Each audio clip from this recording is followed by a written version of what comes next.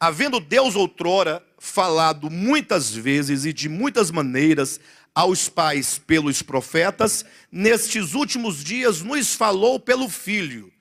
Então veja que a carta se abre dizendo acerca do falar de Deus. Nós temos aqui o primeiro ponto, a palavra de Deus, que foi dita, foi transmitida, ou que veio pela instrumentalidade, primeiramente, dos profetas, uma referência direta ao Antigo Testamento, e então, pelo Filho, uma referência direta ao Novo Testamento. Então nós temos aqui o falar de Deus, a palavra de Deus, no Antigo e Novo Testamento. Então aqui nós vamos passar um bom tempo ainda nesses primeiros 4 versículos, porque algumas coisas precisam de ser esclarecidas. Coisas que, na maioria das vezes, os cristãos não param para refletir. E não somente não param para refletir, talvez nem teriam como refletir, por não terem isso vindo ao conhecimento dos cristãos. Então, imagine vocês que, sobretudo a igreja na sua história, a igreja romana, depois, agora nos últimos dias, a igreja evangélica, sempre tem trazido a seguinte ideia: a Bíblia Sagrada é a palavra de Deus. Acredito que você já deve ter ouvido essa frase muitas e muitas vezes, que a Bíblia Sagrada é a palavra de Deus. Aí você pega esse livro, né? Na verdade é um conjunto de 66 livros, de Gênesis ao Apocalipse, 39 livros ditos lá do Antigo Testamento e 27 do Novo. Você fala assim, bem, aqui está a palavra de Deus, aqui é Deus falando com o homem. Eu até me recordo quando eu era criança, nós éramos proibidos de colocar qualquer coisa dentro da Bíblia. Uma nota de dinheiro, de oferta, por exemplo, não podia ser colocado dentro da Bíblia.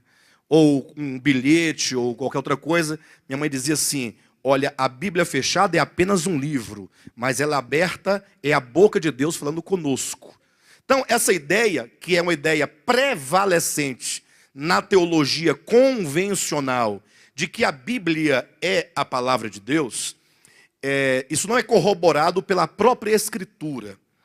Na verdade, o que se deve entender claramente é que a Bíblia Sagrada, e esse termo Bíblia significa literalmente um conjunto de livros, é uma biblioteca, nesse caso, a Bíblia Sagrada, ela contém a palavra de Deus.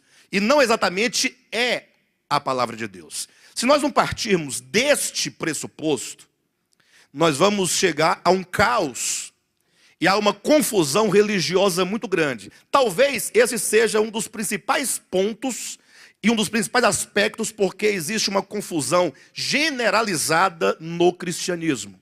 Ou seja, o cristianismo é uma confusão só.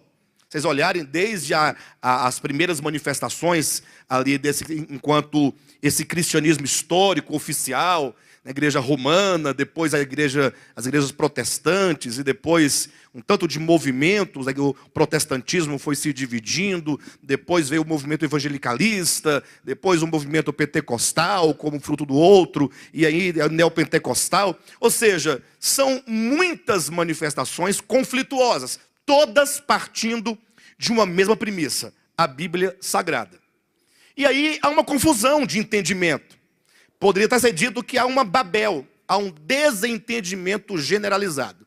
Essa semana mesmo teve um irmão que colocou no Zap um ponto para se discutir, para se debater. Ele dizia para o pessoal do grupo, né? O que vocês acham da pena de morte segundo a Bíblia Sagrada? Aí eu pensei comigo, o negócio vai pegar fogo, porque é um tema extremamente grave, né? Falar de pena de morte. E se for buscar fundamentos dentro da Bíblia Sagrada, vão encontrar fundamentos para dizer que a pena de morte seria algo não somente legítimo, como seria algo que leva à chancela de Deus.